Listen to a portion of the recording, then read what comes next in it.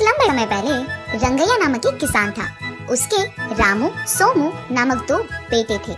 उनमें रामू बड़ा था और सोमू छोटा। सोमू हमेशा अपने पिता की मदद करता था। उसके पिता के हर काम में खेती, लकड़ियां काटना और बेचना, ऐसे सारे कामों में उसके पिता का साथ देता था। कभी कभार तो वो अपने पिता को आराम करने के लिए कहकर सारे काम खुद कर लेता था।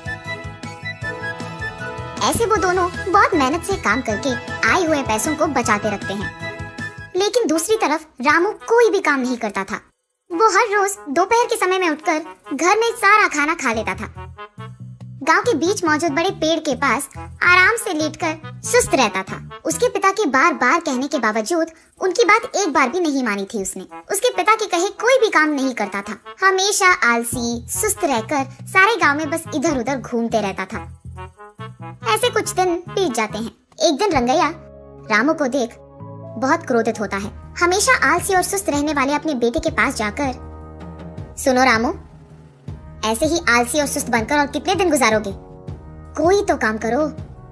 घर पे तो नौकर तो है ही, अब मैं क्यों काम करूं? क्या तुम्हें हम नौकर दिख रहे हैं? हम यहाँ जो मेहनत करके कमा रहे हैं वो तुम सुस्त बैठकर गवा रहे हो। शर्म नहीं आ रही तुम्हें? देखो पापा, कुछ लोग मेहनत करने के लिए जन्म लेते हैं और कुछ लोग ऐश करने के लिए। मैं ऐसे ही हूँ। ऐसे कहता है, तुझे तो जिंदगी की कोई कदर नहीं है। एक ना एक दिन तू सबक सीख ही जाएगा। जाओ जाओ, ऐसा बहुत सुना है मैंने। ऐसे कहता है रामू। रंगैया को गुस्सा आता है और वो वहाँ से खेत की ओर बढ़ने लगता है। रास्ते में उसे उसका दोस्त रमणा मिलता है। क्या हुआ रंगैया, ऐसे हो? क्या हो गया?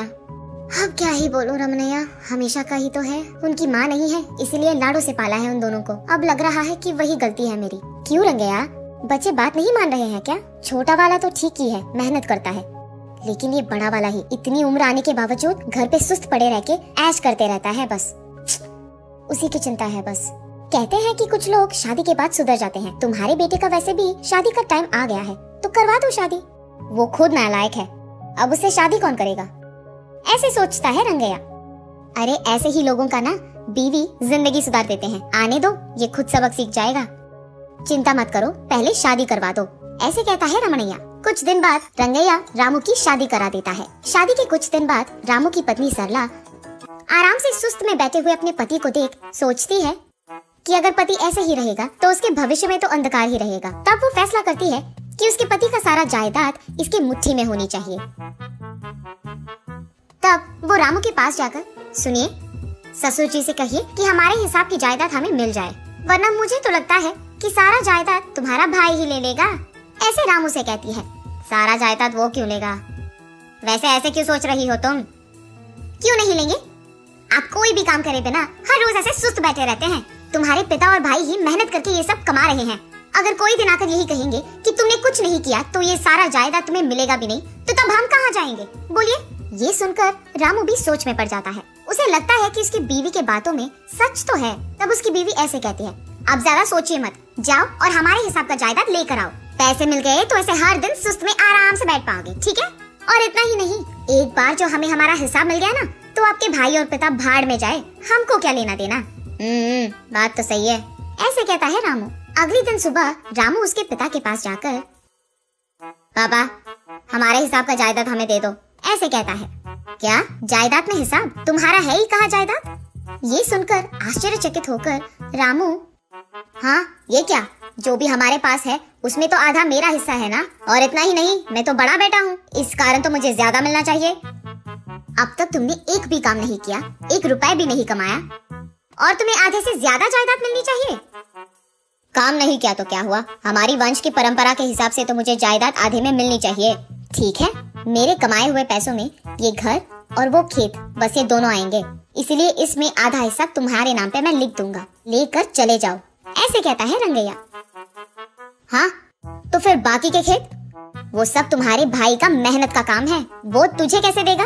उन पे तुम्हारा हक भी नहीं है। ये सब देख हैरान होकर रामू उसकी बीवी के पास जाकर उसे सब कुछ बताता है। ठीक है, कम से कम ये तो मिला। पहले वो सब ना मेरे नाम कर दो, वरना वो भी ले जाएंगे तुम्हारे परिवार वाले। हाँ, उसकी ये बातें सुनकर रामू बिना कुछ सोचे समझे सारा जायदाद उसकी बीवी सरला के नाम कर देता है। अब तक काम पे नहीं गए तुम?